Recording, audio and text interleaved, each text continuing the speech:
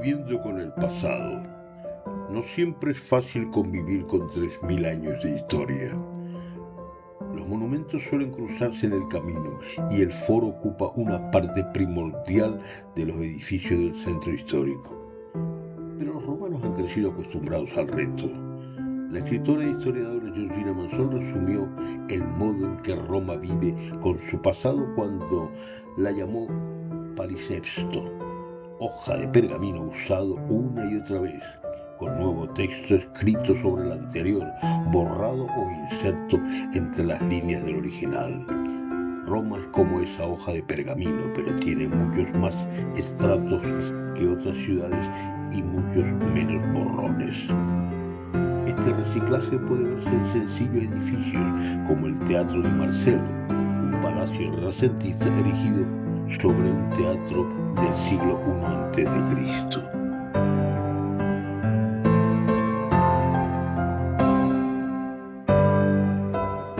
A veces no es lo obvio lo que más sorprende de una ciudad.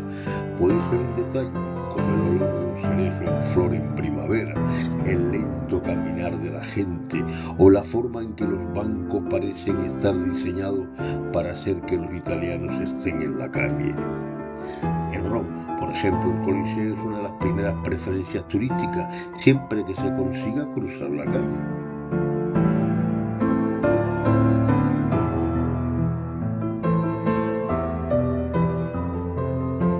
Bien es verdad que Roma está llena de vida y ruido, pero sus características la convierten en un museo.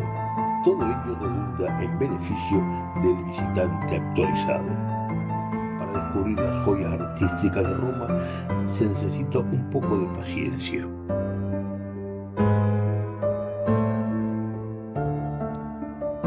La gloria de Roma llegó con el barroco. Aún así, Julio II trajo a la ciudad a los maestros del Renacimiento y ordenó al gran artista renacentista de Roma, Bramante, reconstruir San Pedro en 1503. En el siglo XVII, la flamante arquitectura barroca de Bernini y Borromini llenó la ciudad y gran parte del arte gótico y arte románico desapareció.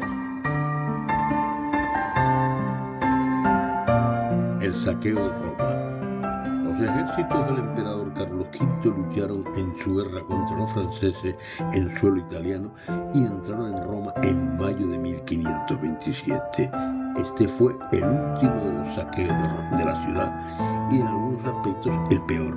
20.000 soldados alemanes, españoles e italianos ocuparon Roma y se quedaron durante casi un año. Su líder, Carlos III, duque de Borbón, murió en el asalto y las tropas quedaron sin control, violando, asesinando y quemando a su antojo.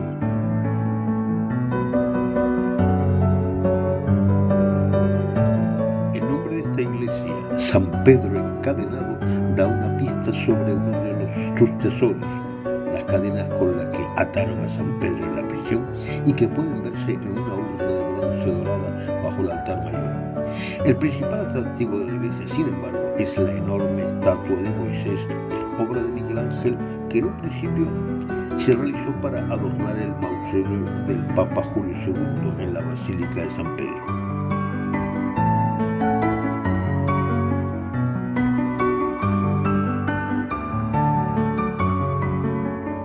San Andrea del Frate es una bella iglesia barroca de Roma, una de tantas.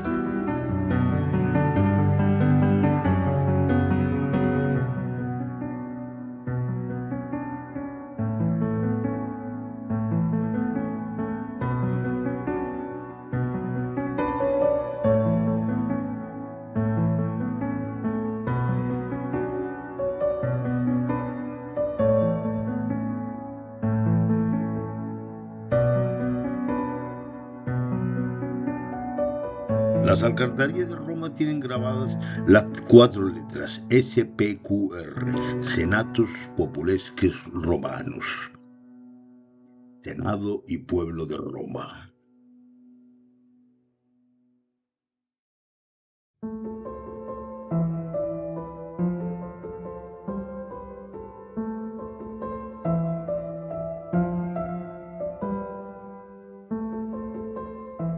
claustro de la Basílica de San Juan de Letrán tiene una particularidad.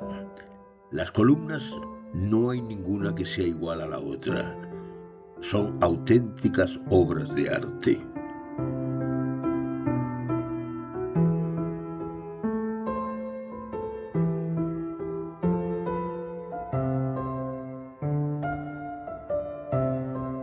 Basílica Santa María la Mayor. Al entrar en esta basílica se observan las filas interminables de las columnas de la nave, la curva del suelo cosmatesco y el techo decorado con el primer oro llegado del Nuevo Mundo. En las capillas laterales de Sistina 1585 y la Paulina de 1611 hay opulentas obras de los mejores artistas de la época como Maerno, Reni y Poncio. Los mosaicos son, sin embargo, lo más destacado de la basílica. En la nave una narración del Antiguo Testamento del siglo V y en el ábside una impresionante glorificación de María Nuestra Señora.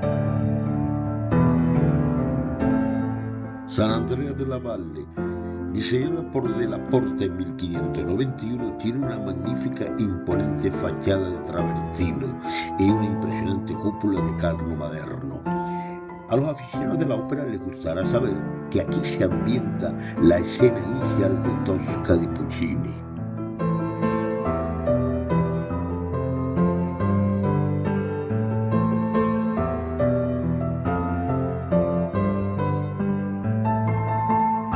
Santa María in Aracoeli. Hubo una iglesia en este lugar al menos desde el siglo VI y en el siglo VII formó parte del monasterio. Sin embargo, mucho de lo que hoy se ve data de finales del siglo XIII. Destaca esta iglesia por la cantidad de tumbas que hay en su interior.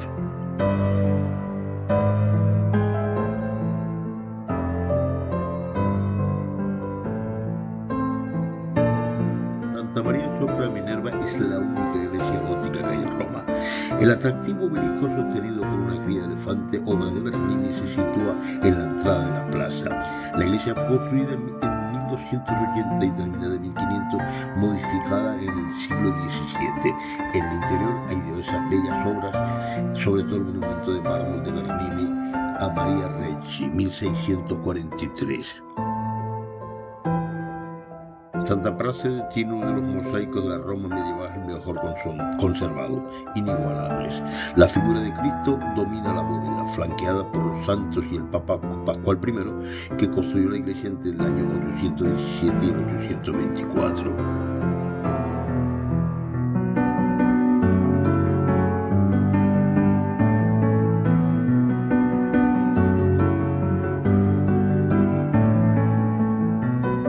No te dejes engañar por la descripción del frontispicio del Panteón. Agripa lo hizo, ya que Agripa había construido aquí un templo dedicado a los dioses, pero lo que vemos hoy lo mandó a construir el emperador Adriano en el siglo II, y a pesar de haber perdido muchos de sus opulentos adornos a lo largo de los siglos, sigue estando como a él le habría gustado recordarlo.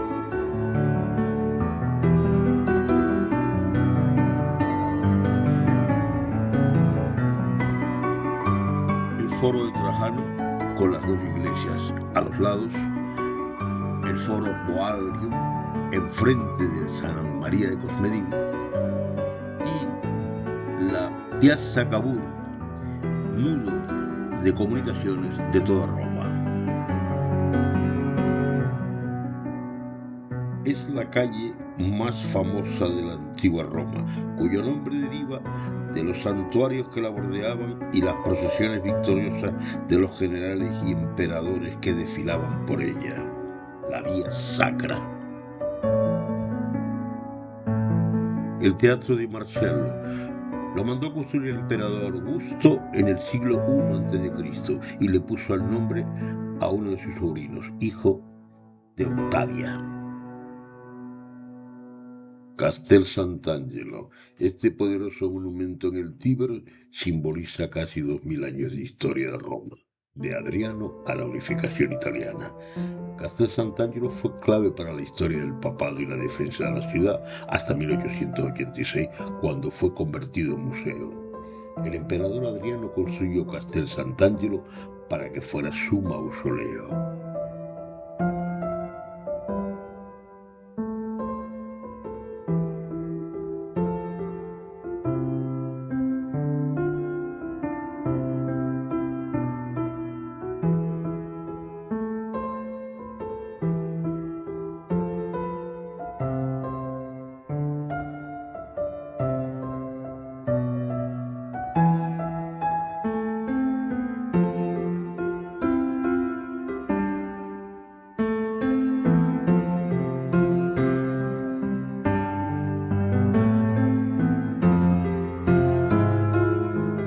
La Isola Tiberina es un remanso de paz en el bullicio de Roma. Para acceder a ella hay que cruzar el Ponte Fabricio, construido 62 años antes de Cristo.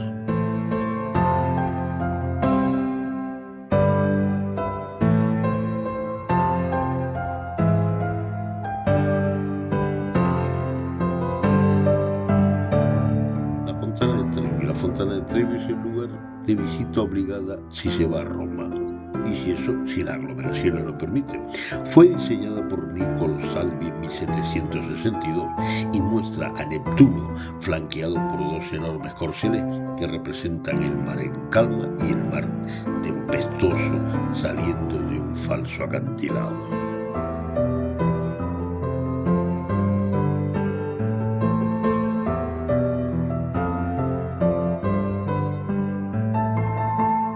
La piazza del Campidoglio fue diseñada por Miguel Ángel. En el centro de la plaza se encuentra la estatua ecuestre del emperador Marco Aurelio. A ambos lados los museos capitolinos y el ayuntamiento.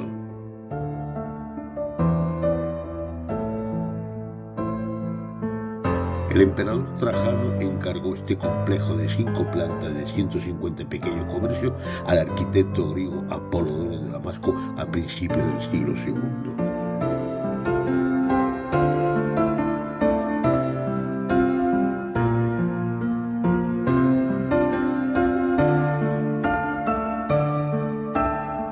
El Ponte Sant'Angelo es sin duda el puente más elegante sobre el río Tíber.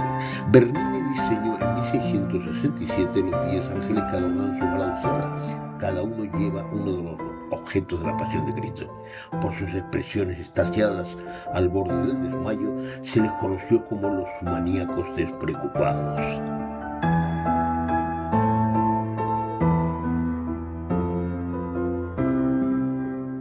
San Ignacio de Loyola es la segunda iglesia jesuita de Roma. Tiene una particularidad. La cúpula está en lo que se conoce como trompeoil, o sea que está pintada.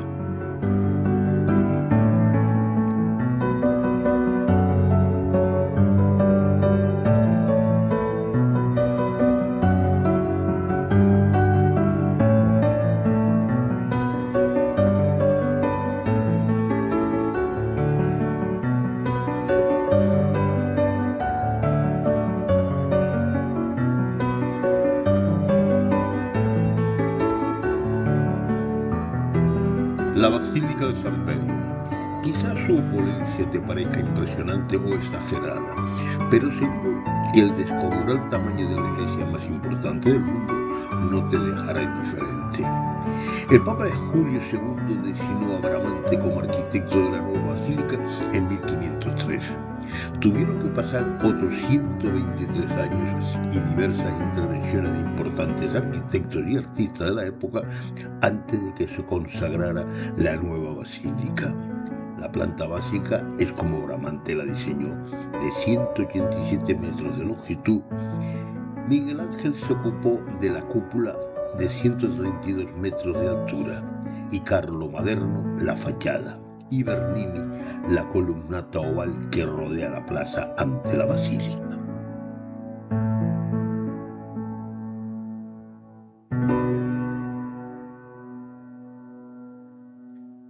En Piazza Navona estamos ante una de las plazas más bellas del mundo. Debe su forma alargada al antiguo estadio romano sobre el que fue construida. Aunque la mejor vista se obtiene entrando a la plaza desde el suroeste, es indiferente la callejuela por la que se acceda. Este amplio espacio en el estrecho centro histórico de Roma es siempre impresionante.